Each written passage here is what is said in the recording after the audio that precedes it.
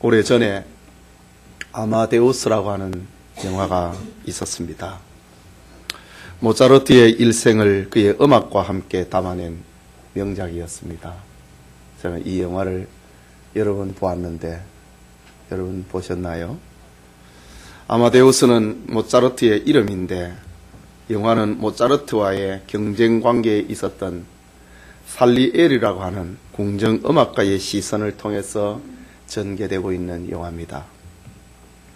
살리에리는 가난했지만은 대단한 노력가였습니다. 그의 성실성과 노력과 인내로 당대 최고의 음악가인 궁정음악 지휘자가 됩니다.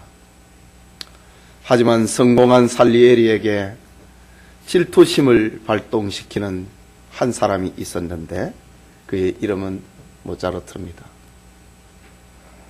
살리에리는 아무리 연구하고 노력해도 이 모차르트의 음악성을 따라갈 수 없었던 것입니다.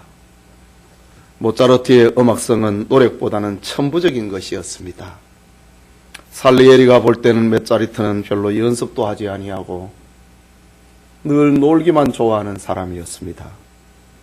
난잡하게 생활하는 저질이었습니다. 반면에 살리에리는 열심히 노력하고 경건하게 살려고 몸부림하는 사람이었습니다. 그런 자기에게 탁월한 음악성은 없고 남봉꾼 같은 모차르트에게는 천부적인 음악을 주신 하나님을 원망하고 불평합니다. 결국 살리에르는 모차르트를 죽음에 이르게 함으로 모차르트의 자기가 권력을 가지고 있으니까 모차르트의 길을 다 막아버립니다. 네.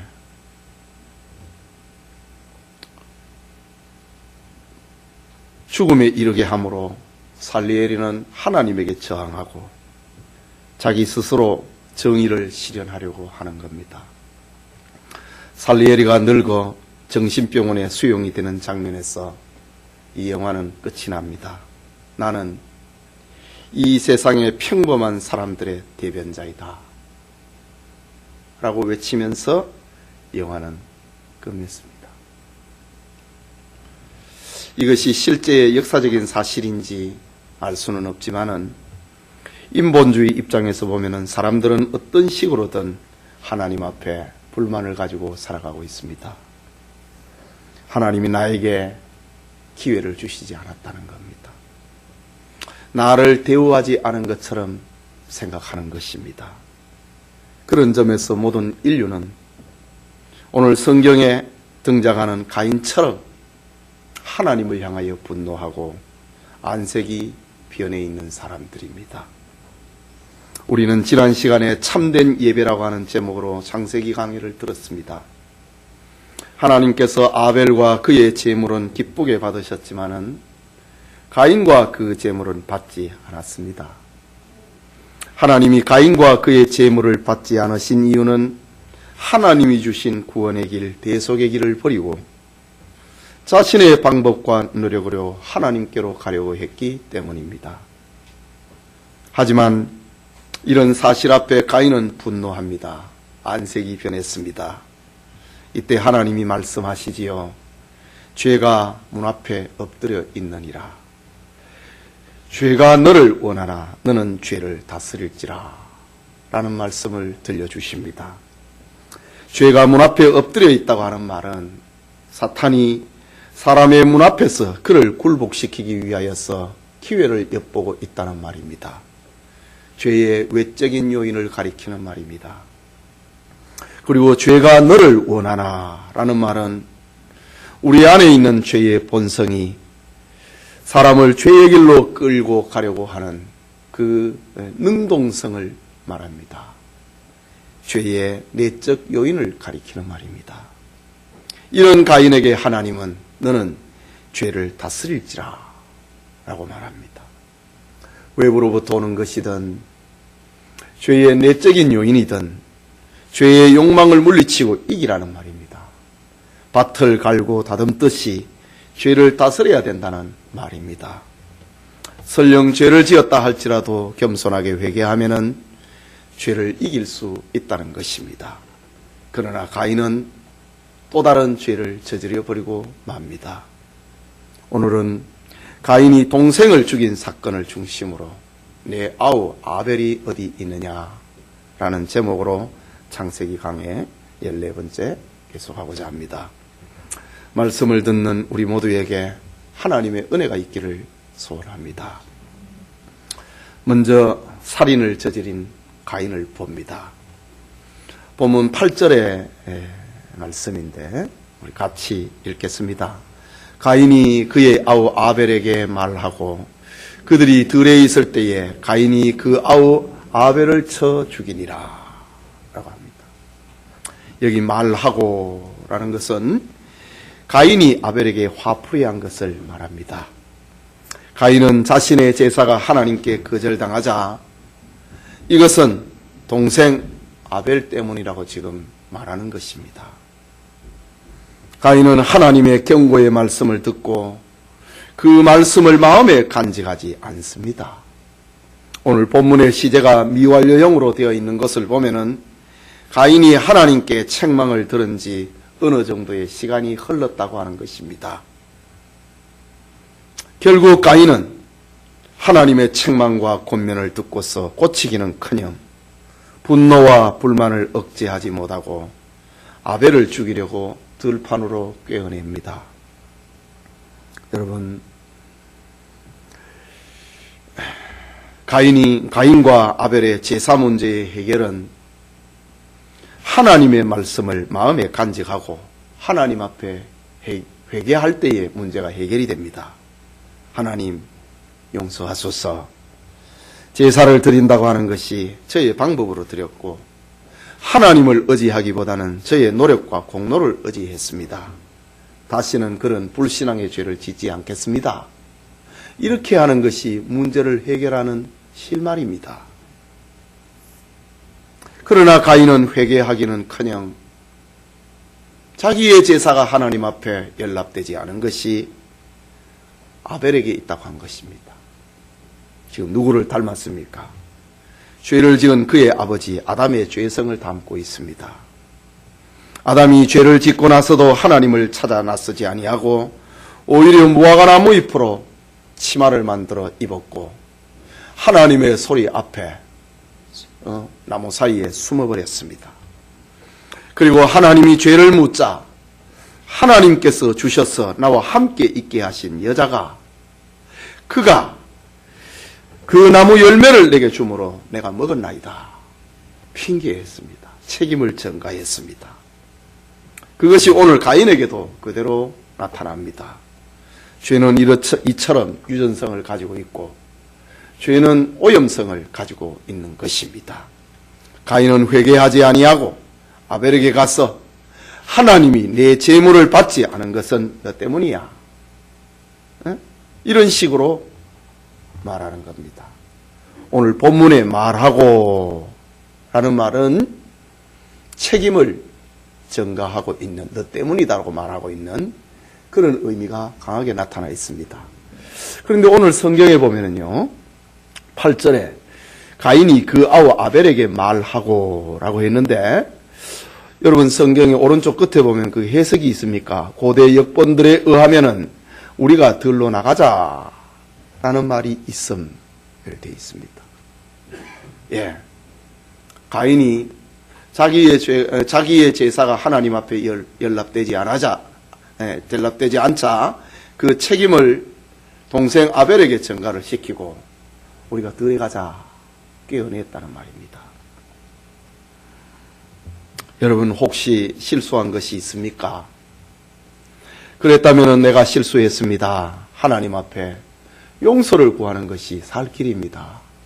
문제를 해결하는 길입니다. 자기를 정당화하려고 하면은 더 큰 죄를, 더 많은 죄를 짓게 됩니다. 유명한 포피라고 하는 사람이 있었습니다. 그 사람은 한 가지 거짓말을 한 사람은 그것을 숨기기 위하여서 20개의 거짓말을 생각해내야 된다고 그런 말을 했습니다. 여러분 한 가지 거짓말을 했으면 그것을 숨기려고요. 20가지의 거짓말을 생각해내야만 됩니다. 그만큼 죄는 더 많은 죄를 짓게 된다 하는 말입니다. 회개하지 아니하면은 또 다른 죄를 짓게 되는 것이 오늘 본문에 나타나고 있는 가인의 모습을 통해서 보여줍니다. 오늘 성경의 가인은 아주 나쁜 사람이다, 이걸로 끝나는 것이 아니라 오늘 가인을 통해서 회개하지 않는 사람의 그 모습을 우리에게 반영을 하고 묘사를 하고 있는 것입니다. 8절 마지막에 보면은 그들이 들에 있을 때에 가인이 그의 아우 아벨을 쳐 죽이니라 라고 합니다. 때려서 죽였다 이거지. 이것은 인류 최초의 살인사건입니다. 그것도 형이 동생을 죽인 살인입니다. 여기 쳐 죽이니라 라는 이 말은 어떤 죽일 의도를 가지고 죽일 목적을 가지고 가인을 때렸다는 겁니다. 무슨 실수로 과실치사 이게 아니고 계획을 가지고 목적을 가지고 동생을 때려 죽인 것입니다. 가인의 마음이 사탄과 자기 죄의 정복을 당해버린 것을 말하고 있습니다. 죄가 네 문 앞에 엎드려 있고 죄가 너를 원한다고 하는 사탄과 너의 죄의 번성을 하나님은 다스리라고 했는데 그것을 다스리지 못하고 거기에 정복을 당해서 동생을 때려서 죽이는 그런 일을 벌였습니다. 가인의 살인은 우연한 사건이나 우발적인 사건이 아니라 계획된 살인이었습니다. 들판에 나가서 따지려고 하다가 동생이 대들어서 때려 죽인 거 아닙니다. 아예 계획적으로 죽이려고 들에 데려갔습니다. 여러분, 가인이 아벨을 들로 오도록 꿰었고 들에서 죽였습니다. 이게 지금 무슨 말입니까? 저 들판으로 꿰냈다 이거지요. 그리고 들에서 죽였습니다. 이것은 사람들이 안 보는 데서 죽였다는 말이지요. 완전 범죄를 꾀하려고 그랬다는 말입니다. 말하자면 가인은 하나님을 두려워하지 아니하고 사람을 두려워하고 있습니다. 14절 후반부에도 보면 나를 만나는 자마다 나를 죽이겠나이다 라는 말을 볼 때에 사람을 두려워하고 있는, 하나님을 겁 안 내고 사람을 두려워하고 있는 가인의 모습을 봅니다. 이때의 성경을 읽다 보면 의문이 생깁니다. 당시에 사람들이라고는 아담과 하와 그리고 가인과 아벨 네 사람밖에 없었는데 어떻게 이런 일이 일어날 수 있겠는가 라고 말입니다. 그러나 여러분, 이때는 벌써 사람의 숫자들이 많아졌습니다. 성경은 아담의 자식을 가인과 아벨 둘만 소개하고 있지만은 그 외에 수많은 아들과 딸들이 있었습니다. 그들이 또 다른 자녀들을 낳았습니다. 성경은 족보를 기록하고 있다고 해서 모든 인류를 다 기록하는 족보책이 아닙니다. 성경은 하나님의 구속사를 기록을 하고 있는 것입니다. 이것이 성경 기록의 목적입니다. 창세기 5장에 가게 되면 족보가 기록이 되어 있는데요. 인류의 족보가 기록이 되어 있는데 아담은 창세기 5장 3절에 아담은 130세에 자기의 모양 곧 자기의 형상과 같은 아들을 낳아 이름을 셋이라 하였고 아담은 셋을 낳은 후에 800년을 지내며 자녀를 낳았으며 그는 930세를 살고 죽었더라 라고 합니다. 아담이 930세까지 살면서 자식을 낳았으니 그 숫자가 얼마나 많겠습니까? 자식이 또 자식을 낳고 그 자식이 또 자식을 낳아 종족이 퍼져나갔습니다. 죽은 아벨 대신에 하나님은 셋을 주셨는데 수많은 아들들 가운데서 하나님은 아담이 130살에 낳았던 그 셋을 그의 영적 후계자로 하나님이 인정하고 있는 것입니다. 그러니 성경은 첫째, 둘째를 중심으로 쓴 것이 아니고 하나님의 구원 이야기를 중심으로 족보와 사건을 기록하고 있다는 사실을 우리는 잊지 말아야 됩니다. 다시 본문으로 돌아옵니다. 지금 가인은 왜 살인을 했습니까? 동생을 미워하다가 살인한 것입니다. 죄를 다스리지 못하면은 그 죄는 점점 더 크게 되고 결국은 그 사람을 삼켜버리고 맙니다. 그래서 예수님께서는 미워하는 것은 살인하는 것이라 라고 말했습니다. 죄는 자라기 때문입니다. 죄는 자랍니다. 가인을 통해서 들려주고 있는 거, 죄는 자란다는 겁니다. 죄를 다스리지 못하면 반드시 자라게 돼 있다는 겁니다. 그래서 그를 삼켜버립니다. 여러분, 옛말에 술이 사람을 삼킨다는 말이 있잖아요. 죄는 사람을 삼켜버립니다. 그래서 예수님께서는 미워하는 것은 살인하는 것이라고 하시면서 예물을 제단에 드리다가 내 형제에게 원망받을 일이 생각나거든 예물을 제단 앞에 두고 먼저 가서 형제와 화목하고 와서 그 제물을 드리라 라고 말씀하셨습니다. 여러분, 마음속에 있는 작은 미움과 분노가 다스려지고 치유되기를 바랍니다. 하나님의 말씀과 예수 그리스도의 보혈의 능력이 여러분의 마음속에 있는 분노와 갈등과 미움을 치유하시기를 소원합니다. 그게 둘째로 고백되어야 될 가인의 죄입니다. 본문 9절입니다. 같이 읽겠습니다. 여호와께서 가인에게 이르시되 내 아우 아벨이 어디 있느냐? 그가 이르되 내가 알지 못하나이다. 내가 내 아우를 지키는 자니까 라고 합니다. 참된 예배 사건과 가인이 아벨을 죽이고 난 다음에 하나님은 다시 가인에게 나타나셨습니다. 네 아우가 어디 있느냐? 라고 물었습니다. 가인아, 네 아우가 어디 있느냐? 라고 물었습니다. 하나님은 가인이 아벨을 죽인 것을 몰라서 이렇게 물었겠습니까? 지난날 에덴 동산에서 아담이 너 왜 먹었느냐? 몰라서 아담에게 물었습니까? 죄를 회개하게 하려고, 죄를 깨닫게 하려고 물은 겁니다. 하와야, 너는 왜 선악과를 먹었느냐? 몰라가지고 하나님이 물은 거 아닙니다. 죄를 알게 하려고, 죄를 깨닫게 하려고, 하나님의 말씀이 아니면 죄가 죄인지를 모르니까, 하나님이 찾아오시지 않으면 완전 범죄를 생각을 하니까 죄를 깨닫게 하려고 하나님이 가인에게 지금 묻고 있습니다. 가인아, 네 아우 아벨이 어디 있느냐? 라고 물었습니다. 하나님의 이런 물음은 아벨을 죽인 것이 죄라는 것을 깨닫게 하고 그 죄를 회개하려고 하는 하나님의 소리였습니다. 그러나 가인은 양심의 가책을 느끼거나 회개하지 않습니다. 내가 알지 못합니다.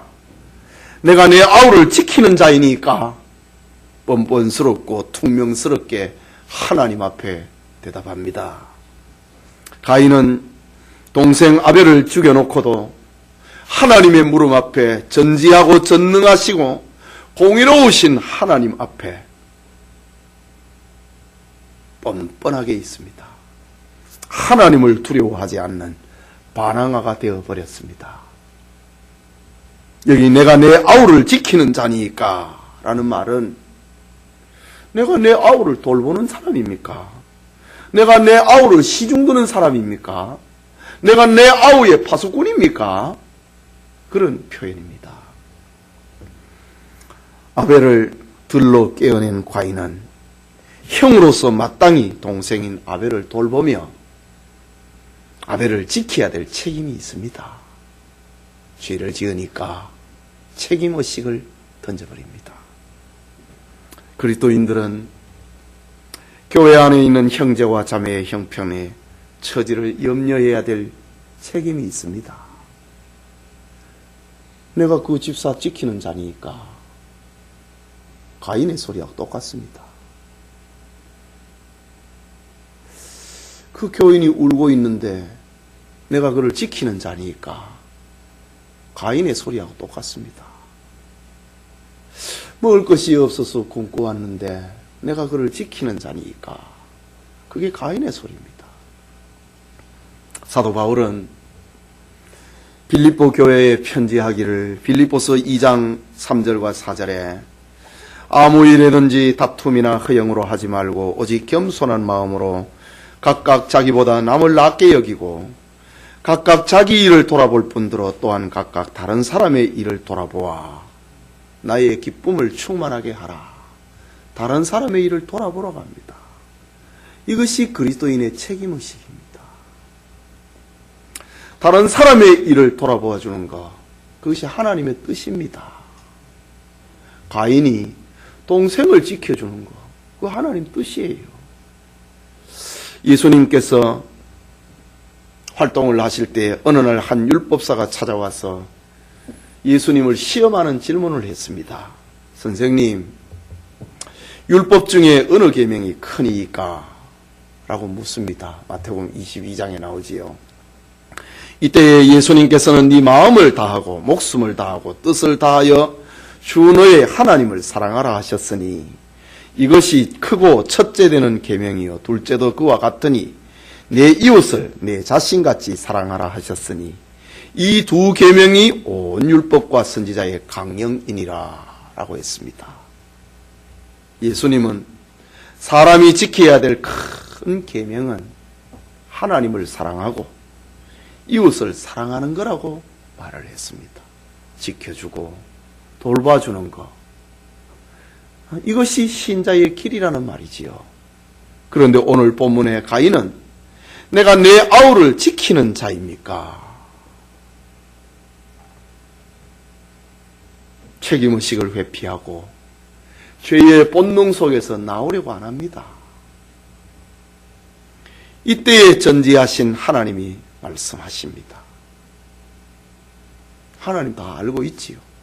10절에 이르시되 네가 무엇을 하였느냐? 네 아우의 피소리가 땅에서부터 내게 호소하느니라. 나는 네가 동생을 때려 죽일 때 내가 다 보고 있었다, 듣고 있었다고 하는 말입니다. 네가 죽여놓고 무슨 소리를 하느냐? 죄를 찾아내시고 죄를 책망하시는 하나님의 소리입니다. 네 아우의 피소리가 땅에서부터 내게 호소하느니라 라고 합니다. 네 아우의 피소리라고 합니다. 생명의 소리를 말하는 것이지요. 호소한다고 하는 말은 날카로운 소리를 가리키는 말입니다. 말하자면 가인이 아벨을 때려 죽일 때에 아벨이 살려달라고 애타게 울부짖었던 비명소리를 말합니다. 그 소리를 하나님은 다 알고 다 보고 계셨다는 겁니다. 네 아우의 피소리가 땅에서부터 내게 호소하고 있다. 하나님은 시간을 넘었었어. 가인은 완전 범죄를 꿈꾸었지만은 하나님은 시간을 넘었어서 지금도 그 피소리가 나에게 호소하고 있다고 합니다. 여러분, 인간의 생명은 하나님이 주신 것입니다. 그렇기 때문에 그분만이 생명을 주관하실 수 있습니다. 따라서 사람이 살인죄를 저지르는 것은 하나님의 권한을 침해하는 도전행위입니다. 자살도 마찬가지입니다. 생명은 하나님의 것인데 남을 죽이는 것이나 자기를 죽이는 것이나 살인죄입니다. 살인은 어떤 명분으로도 용서될 수 없습니다. 살인은 미움과 분노의 죄에 또 다른 죄를 더하는 것입니다. 미워했다, 분노했다, 안색이 변했다, 이 죄에 죄를 더하는 것, 그것이 살인죄입니다. 하나님은 죄를 고백하지 아니하는 가인, 죄를 회개하지 않는 가인을 향하여서 심판을 선언합니다. 형벌을 선언합니다. 그것이 11절 이후에 있는 말씀이지요. 미움과 질투와 시기에 살인죄를 지은 가인에게 죄에 죄를 더하고 동생을 죽인 가인을 향한 하나님의 형벌입니다. 죄인에게 더해지는, 죄에 죄를 더하고 있는 가인에게 내려지는 하나님의 형벌은 오늘 성경에 4가지로 나타납니다. 그 첫째는 너는 땅에서 저주를 받는다 라는 겁니다. 11절의 말씀이지요. 우리 같이 읽겠습니다. 땅이 그 입을 벌려 내 손에서부터 내 아우의 피를 받았은즉 네가 땅에서 저주를 받으리니 라고 합니다. 가인은 죄에 죄를 더하고 회개하지 않은 가인은 너는 땅에서 저주를 받는다 라고 합니다.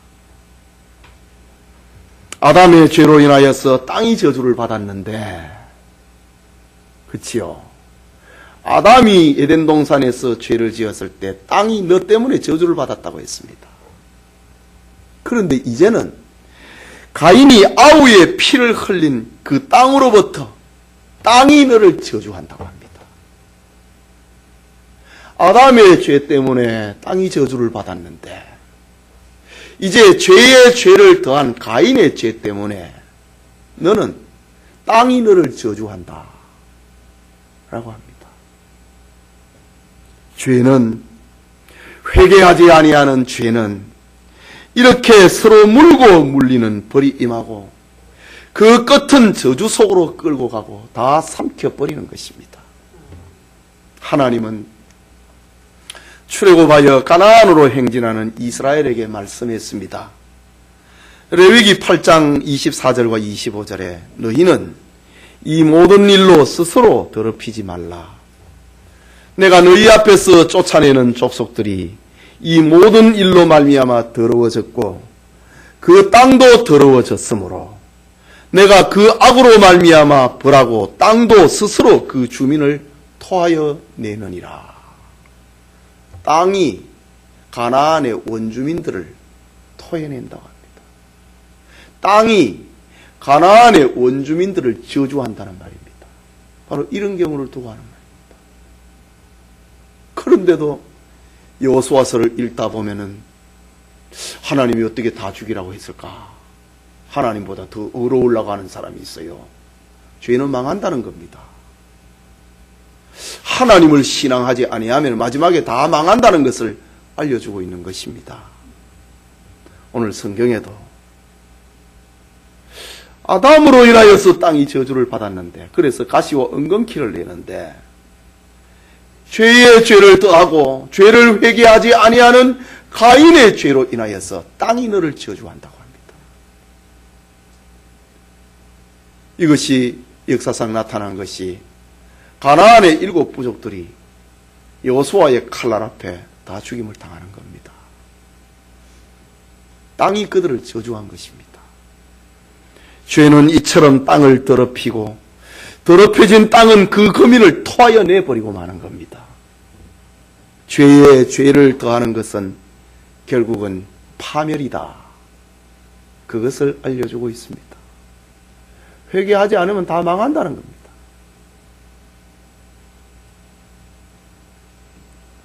노아의 홍수 시대가 그랬고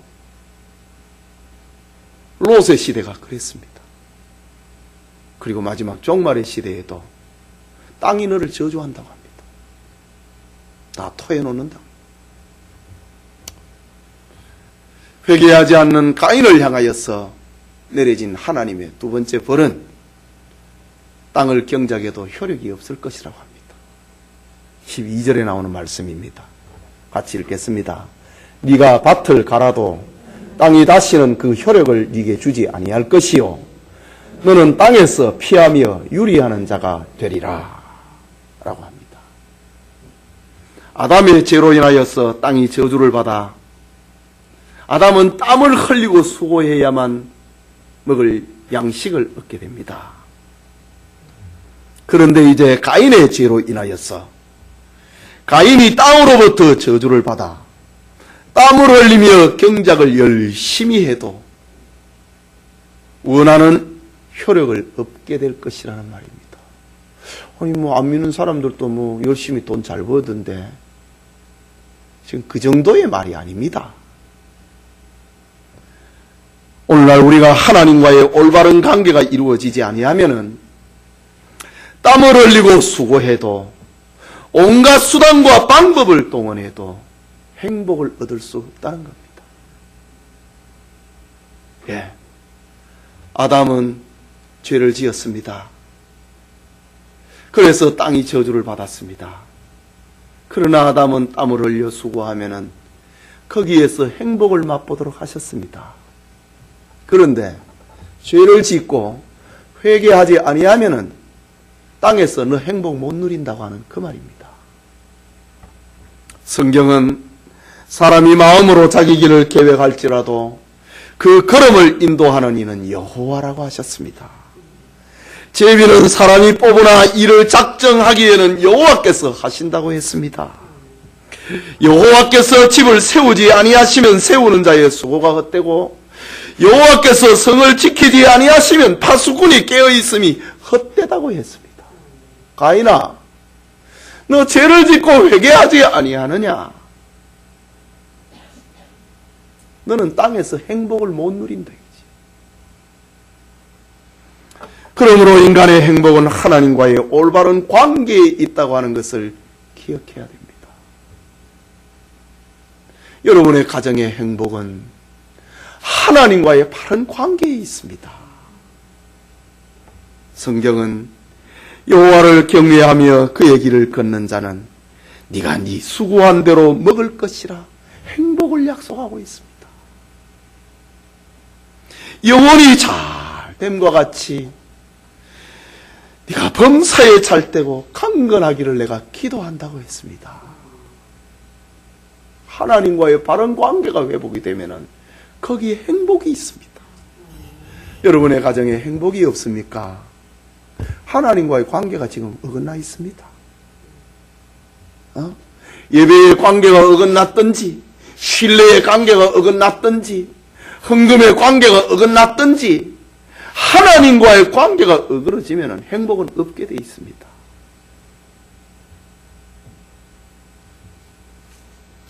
범죄한 가인을 향한 하나님의 세 번째 벌은 너는 땅에서 유리하는 자가 될 거라 라고 합니다. 12절 후반부입니다. 너는 땅에서 피하며 유리하는 자가 되리라 라고 했습니다. 죄에 죄를 더한 가인, 악에 악을 더한 가인은 땅에서 피하며 유리 방황하는 자가 되는 벌을 받고 말았습니다. 땅에서 저주받은 인생이 되어서 한 곳에 정착하지 못하고 방황하는 자가 되어버리고 만 것입니다. 죄를 다스리지 못하고 죄에 죄를 더한 가인은 평안과 안식을 빼앗겨버리고 불안과 불행 속에서 살게 되었습니다. 이것이 죄에 죄를 더하는 인간에게 내린 하나님의 벌입니다. 평생을 일로 해도 손에 잡히는 게 없습니다. 유리하며 방황하는 자가 된다. 마지막으로 죄의 중압감으로 괴로운 삶을 살게 됩니다. 13절인데요. 가인이 여호와께 아뢰되 내 죄벌이 지기가 너무 무거우니이다. 지금 세 가지 벌을 받았습니다. 하나님으로부터. 네, 땅이 너를 땅에서는 저주받는다. 너 경작해도 너 행복을 못 누릴 것이다. 너는 땅에서 유리하며 방황하는 자가 될 것이다. 세 가지 벌을 받았습니다. 지금 하나님이 하나 더 입힙니다. 가인의 입을 통해서 나옵니다. 죄의 중압감으로 너무 괴롭습니다. 가인의 입을 통해서 나온 말입니다. 어떤 신학자는 이 구절을 가인의 회개가 아닌가 이렇게 보는 사람도 있습니다. 그러나 이것은 회개가 아닙니다. 가인의 회개라면 주여 저는 이런 채찍을 맞기에 마땅합니다 라고 말했어야 됩니다. 하나님으로부터 다윗이 매를 맞을 때에 하나님 죄를 지은 것은 내가 아닙니까? 이 백성들을 때리는 것 그만해 주십시오. 그게 진짜 회개입니다.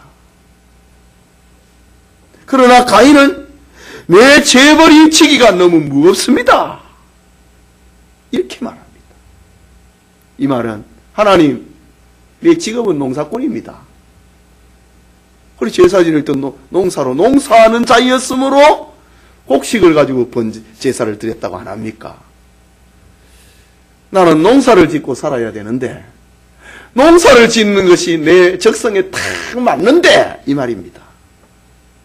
한 곳에서 정착하여 농사까지 안 된다고 하시니 너무합니다.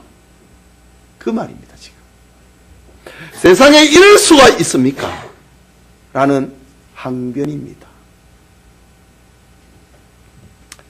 계속해서 14절에도 가인의 일방적인 항변을 봅니다. 주께서 오늘 이 지면에서 나를 쫓아내시온즉 내가 주의 낯을 배웁지 못하리니 내가 땅에서 피하며 유리하는 자가 될지라. 무릇 나를 만나는 자는 나를 죽이겠나이다. 나보고 죽으란 말입니까? 지금 이 말입니다. 예, 하나님 나보고 그러면 죽으라 이 말입니까? 회개하지 않는 가인의 소리입니다. 여기 오늘이라고 하는 이 말은 가인의 범죄에 대해서 하나님의 형벌이 서고 있는, 선포되고 있는 그날을 말합니다. 오늘부터 너는 벌 받는다. 이 지면에서 주의 낯을 배웁지 못하리니.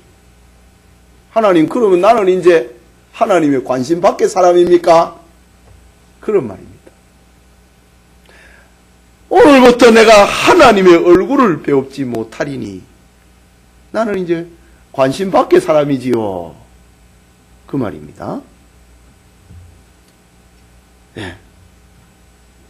더 이상 하나님의 도움과 보호를 받지 못하게 됐네요. 슬픔을 표현한 것입니다. 그럼 나 이제 죽으라 이 말이지요. 그 표현입니다. 나를 만나는 자가 나를 죽이겠나이다. 가인은 자기 동생을 때려서 죽여놓고 자기 생명은 귀하다고 우기고 있는 모습입니다. 너무나 뻔뻔한 사람입니다. 그런데 성도님, 하나님은 하박국 선지자의 입을 통해서 말씀하셨던 것처럼 진노 중에라도 긍휼을 잊지 아니하시는 하나님이십니다. 이런 뻔뻔스러운 가인의 변명일지라도 그를 불쌍히 여기시는 하나님의 사랑과 복음을 가인 앞에 주십니다. 그것이 15절입니다. 같이 읽겠습니다. 여호와께서 그에게 이르시되 그렇지 아니하다. 가인을 죽이는 자는 벌이 7배 받으리라 하시고 가인에게 표를 주사 그를 만나는 모든 사람에게서 죽임을 면하게 하시니라. 이런 죄인이라도 하나님 불쌍히 여깁니다. 가인아, 너 죽기는 왜 죽어? 너 살아. 너를 죽이는 자는 말이야, 너보다도 벌이 7배나 내가 더 낼 거야. 죽지 마. 살아. 회개할 기회를 주시는 하나님을 봅니다. 하나님은 동생을 미워하고 동생을 시기하고 질투하다가 때려 죽이고 그것도 회개하지 아니해서 하나님 앞에 항변하고 있는 이런 가인을 위해서 그를 불쌍히 여겨줍니다. 가인을 죽이는 자는 벌이 7배라고 하십니다. 이것은 가인이 비록 죄를 지었고 악에 악을 더했지만은 모든 죄의 심판은 하나님이 하는 것이지 사람은 할 수 없다는 하나님의 말입니다. 사람은 심판자의 위치에 있지 않다는 것이지요. 이 사실을 분명히 하기 위하여서 가인에게 손을 대는 자를 내가 간섭하겠다고 합니다. 7배나 더 벌을 주겠다고 합니다. 그 약속의 증표로서 하나님은 가인에게 표를 주십니다. 어떤 표를 주셨는지 우리는 알 수 없습니다. 그냥 하나님이 표를 주셨다. 그럼 그거 그대로 믿으면 돼요. 무슨 어떤 쪼가리를 주었을까? 그렇게 생각할 필요 없어요. 하나님이 표를 줬다 하면 되는 거예요. 하나님이 짐승을 잡아서 아담과 하와에게 옷을 내 입혔다 하면 되는 것이지. 그게 무슨 짐승이 양인가 소인가 염소인가 거기에 헤매길 필요 없어요. 그냥 그대로 믿으세요. 그거는 몰라도 되는 겁니다. 예, 하나님이 표를 주셨습니다. 어떻게 생긴 표인지는 우리 아무도 몰라요. 천당 가면 알게 될 거예요. 하나님, 가인에게 준 표가 어떤 색깔입니까? 천당 가서 물어보세요. 나도 몰라요. 그걸 알려고 하는 사람이 이상해요. 그걸 말해주는 사람도 이상해요. 자, 어쨌든 하나님은 너 안 죽는다. 너라도 살아라. 동생을 죽인 너라도 너 살아.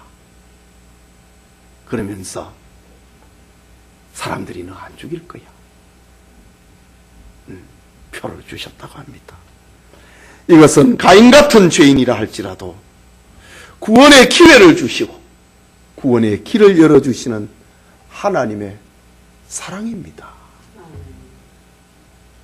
여러분, 오늘 성경의 가인은 아예 여러분의 관심 밖에서 던져놓은 사람입니까? 아닙니다. 우리에게는요, 우리의 마음에는요, 아벨의 피가 흐르고 있기도 하지만은 가인의 피도 흐르고 있어요. 지금 그걸 말하고 있는 겁니다. 세상의 모든 사람들이 죄로 인한 두려움과 그 형벌로 인한 무서운 고통 가운데서 괴로워하고 있습니다. 심판에 대한 두려움이 있습니다. 그거 가인이 가졌던 마음입니다. 누가 날 죽이면 어쩔까? 심판에 대한 두려움입니다. 아무도 쫓는 사람이 없지만 늘 쫓기는 삶을 살게 됩니다. 가인이 그랬습니다. 오늘의 현대인들이 그렇습니다. 이것은 인간 내면에 깊이 뿌리박고 있는 죄의 본성 때문에 그렇습니다. 죄의 본성이 하나님의 얼굴을 피하고 싶고 나무 뒤에 숨고 싶은 겁니다. 죄의 본성이 항변하고 싶어 하는 겁니다. 겉으로는 웃고 있지만은 마음속으로는 비통한 눈물을 흘리고 있는 사람들이 얼마나 많습니까? 밖으로는 여유만만하게 보이지만은 그 내면을 들여다보면은 심각한 불안과 공포에 시달리고 있는 사람들이 얼마나 많습니까? 이런 인간에게 이 불안과 공포를 잊고 살 수 있는 어떤 표가 주어진다면 얼마나 좋겠습니까? 그러나 여러분은 안심하셔도 됩니다. 여러분은 감사하십시오. 하나님은 우리에게 죽음을 두려워하지 않는 표를 주셨습니다.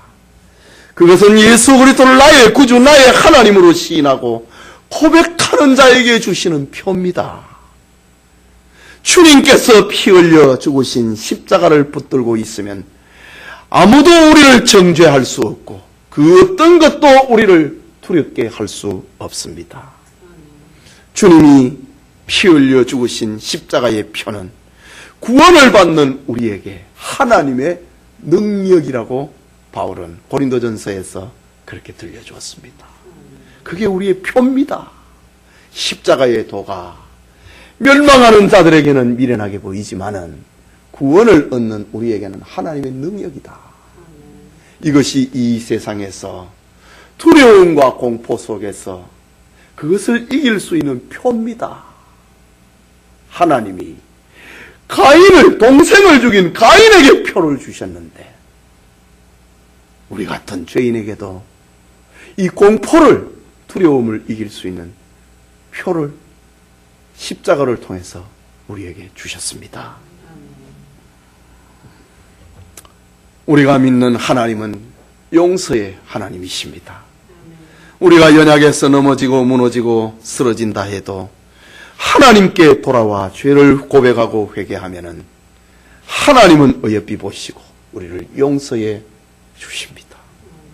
언제 어디서든지 십자가를 굳게 붙잡는 성도님들 되시기를 바랍니다. 가인아, 내가 동생을 죽였다 할지라도 내가 너에게 기회를 준다. 내가 너에게 두려움을 면할 수 있는 길을 열어준다. 바로 오늘 우리에게 들려주신 말씀입니다. 예배드리는 성도님, 우리 안에는 하나님께 은혜를 입은 아벨의 피만 흐르는 것이 아니라 죄에 죄를 더하고 악에 악을 더하는 가인의 피도 흐르고 있습니다. 성경은 의인은 없나니 하나도 없다고 말씀하셨고 모든 사람이 죄를 범하였음에 하나님의 영광에 이르지 못했다고 말씀하고 있습니다. 가인 같은 우리를 두고 하는 말입니다. 그러므로 가인이 범한 시기와 질투와 미움과 살인의 욕망을 그리스도의 능력으로 다스려야 됩니다. 책임을 전가하고 하나님 앞에 항변하는 죄를 그리스도의 힘으로 다스려야 됩니다. 지금 우리가 살고 있는 것은 가인에게 그랬던 것처럼 하나님의 오래 참으심과 긍휼하심과 또 기회를 주시는 하나님의 은혜 때문임을 기억해야 됩니다. 하나님은 가인에게 말씀하셨던 것처럼 자신의 성을 허물고 돌아오기를 기다리십니다. 회개하지 않는 것이 죄고 구하지 않는 것이 불신앙이라고 말입니다. 하나님은 자신의 아들 예수님을 세상에 보내셔서 가인같이 지은 모든 죄값을 다 치루셨습니다. 하나님은 가인 같은 우리에게 죄의 길을 버리고 그리스도 안에서 죄와 불안과 불행에서 해방되기를 지금도 원하고 계십니다. 하나님이 주신 참된 평안과 행복에 이르는 우리 모든 성도님들 되시기를 소원합니다. 우리 같이 기도합시다. 가인아, 네 아우 아벨이 어디 있느냐? 이 소리를 저 멀리 있는 딴 생각으로 다른 사람에게 하는 그런 소리로 생각하지 마십시오. 바로 우리를 향한 주님의 소리입니다. 이 말씀을 생각하고 죄에 죄를 더하는 가인의 길을 가면 안 되지요. 미움에 미움을 더하고 미움에서 삶으로 죄가 커가는 죄를 키우는 사람이 되면 안 됩니다. 하나님의 소리 앞에 내가 잘못했습니다. 회개하면 문제가 해결이 됩니다. 아직까지 죄의 성에서 나오지 못했다고 하나님은 가인 같은 우리라 할지라도 우리에게 기회를 주시고 용서받을 수 있는 기회를 주시고 죄의 무거운 짐에서 벗어날 수